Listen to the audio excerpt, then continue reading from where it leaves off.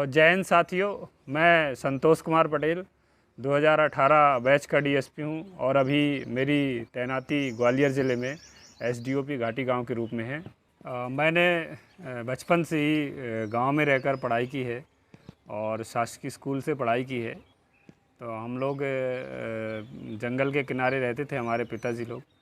तो जो भी आय का साधन होता था तो जंगल में जो मजदूरी होती थी उससे तेंदूपत्ता संग्रहण हुआ, गर्मियों में बारिश में वृक्षारोपण हुआ और अन्य सीज़न में जो शहद का संग्रहण होता था। इसके अलावा जो मजदूरी होती थी उससे जो आय होती थी उसका बहुत बड़ा हिस्सा हमारी जो पिताजी थे, माताजी, वो शिक्षा में खर्च करते थे। 6वीं 7वीं की पढ़ाई जब करनी होती थी तो जैसे ही मार्च में एग्ज़ाम हो जाए तो फिर अगली कक्षा की किताबें तो मिलती नहीं थी बाज़ार में जल्दी, तो सेकंड हैंड किताबें पिताजी ले आते थे। हालांकि मेरा मन नहीं करता था पढ़ने के लिए, लेकिन अब जो मिलेगा वही पढ़ेंगे, तो उन किताबों से हम लोग पढ़ना शुरू करते थे। और उसके बाद जब मैंने ग्रेजुएशन की तो पीएससी की तैयारी भी मैंने सेल्फ़ स्टडी ही की। और ये मेरी बचपन से भी आदत थी कि मैं पहले से ही तैयारी करना शुरू कर देता था और उस सेल्फ़ स्टडी की बदौलत ही मेरा सिलेक्शन हुआ। मैं कभी किसी कोचिंग के दरवाजे नहीं गया। स्कूल जाएं या किसी पार्टी में छोटी मोटी कोई फंक्शन हो जाते थे तो देखते थे हमारे साथ के जो पढ़ाने वाले दोस्त रहते थे वो अच्छे अच्छे कपड़े पहन कर आते थे और हम लोग कई बार स्कूल की ड्रेस ही पहन कर चले जाते थे। तो बड़ा वैसा लगता था कि हमारे पास कुछ नहीं है। लेकिन मैं उन दिनों मन ही मन सोचा करता था कि गरीब घर में पैदा हुए, इसमें हमारी कोई गलती नहीं, ईश्वर ने जन्म दिया। लेकिन गरीब होते हुए हम मर जाएं या हमारे बच्चे गरीब घर में पैदा हों, ये हमारी असफलता होगी। तो मैं अपनी मेहनत पे लग जाता था, अपने लक्ष्य की ओर संकल्प लेकर समर्पित हो जाता था।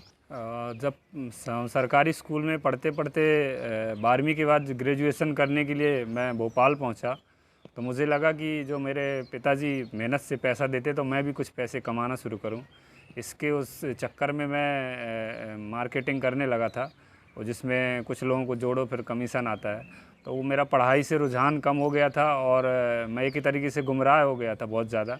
तो घर वालों को मेरे से अपेक्षा थी कि पढ़ाई हो गई, अब ये नौकरी करेगा, लेकिन उनको ये फल नहीं मिल रहा था तो उन्होंने पैसा देना बंद कर दिया। जब वापस आ गए घर तो पिताजी का कहना था कि अब हमसे नहीं होगा और तुम्हें नहीं पढ़ना तो ये भैंस चराओ, चलो हमारे साथ हंसिया उठाओ, फावड़ा उठाओ और काम करो खेत में। तब फिर मैंने निवेदन किया कि मुझे एक बार और मौका दे, अब मैं पढ़ूंगा, अब कहीं दिमाग नहीं लगाऊंगा। और फिर उसके बाद ज़िंदगी की दूसरी पारी शुरू की। मुझे याद है 3 अगस्त 2015 को मैंने संकल्प लिया था कि जब तक मुझे लाल बत्ती वाली नौकरी नहीं मिल जाएगी तब तक मैं दाढ़ी नहीं बनाऊँगा। और मेरी दाढ़ी लगभग 5-6 इंच बड़ी हो गई थी। तो कुछ लोग मजाक उड़ाते थे, तो जब लोग मजाक उड़ाते थे तो मुझे अपना संकल्प याद आता था और मैं किताबों में लग जाता था। और उस संकल्प और मेरी मेहनत की बदौलत, माता पिता के आशीर्वाद की बदौलत से मैंने 15 महीने जो मेहनत की उसकी बदौलत मेरा डीएसपी के रूप में सिलेक्शन हुआ था। तो जब माँ के पास गया, चरण छुए, तो माँ ने उसका आशीर्वाद लिया। तो वो माँ से मेरा जो वार्तालाप थी मुझे भी बहुत अच्छा लगता, प्रेरणा मिलती है मेरे माता पिता को देखकर। और मैं आज भी यही कहता हूँ कि माँ बाप की चमड़ी ने धूप धूल खाई है, माँ बाप की चमड़ी ने धूप धूल खाई है, तब जाके हमने ये चमक पाई है। तो उनकी मेहनत और उनके समर्पण और त्याग की बदौलत हमें ये सफलता मिली है। मेरा सिलेक्शन हुआ, ट्रेनिंग हुई, ट्रेनिंग के बाद पासिंग आउट परेड होती है भोपाल में, और उस समय मुझे सेकंड प्राइज़ मिला था। मेरी माँ भी आई हुई थी, तो उसे तो मालूम नहीं कि ये प्राइज़ क्या होता है, लेकिन वर्दी देखकर जो खुशी माँ के आँखों में था, खुशी थी। तो माँ के जो शब्द थे वो यही थे कि ऐ गरीबी देख तेरा गुरूर टूट गया, तेरा मुंह काला हो गया, तू मेरी दहलीज पर बैठी रही और मेरा बेटा पुलिस वाला हो गया। जब हम लोग पढ़ते थे, बहुत छोटे थे, तो माता जी लोग, पिताजी लोग दूसरों के खेत बटाई को लेते थे ताकि कुछ ज़्यादा आय अर्जित हो जाए और उस पर काम करते थे। उनका कहना है कि शरीर चलेगा तब तक हम स्वयं अपने काम से अपना जीवन यापन करेंगे। तो मैं बहुत सीखता हूँ अपने माता पिता से।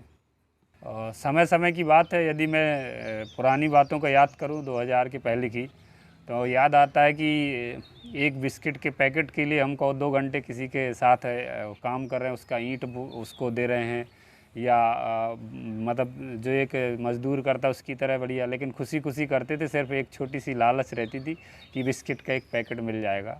तो ये पुराने समय है उस समय बहुत कुछ अभाव होता है, तब लगता है कि ये भी मिल जाए तो बड़ा अच्छा होगा। मैं जितना बचपन में पुलिस से डरता था, मैं नहीं चाहता कि लोग किसी भी उम्र में पुलिस से डरें, क्योंकि पुलिस कोई डरावनी चीज़ नहीं है।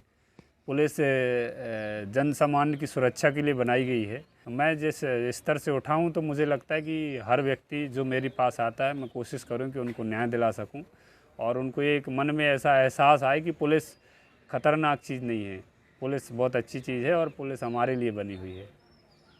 मेरा मानना है कि ज़िंदगी मेहनत से चमकती है, संघर्ष से निखरती है और ज़िंदगी किसी की भी हो धीरे धीरे सजती संवरती है।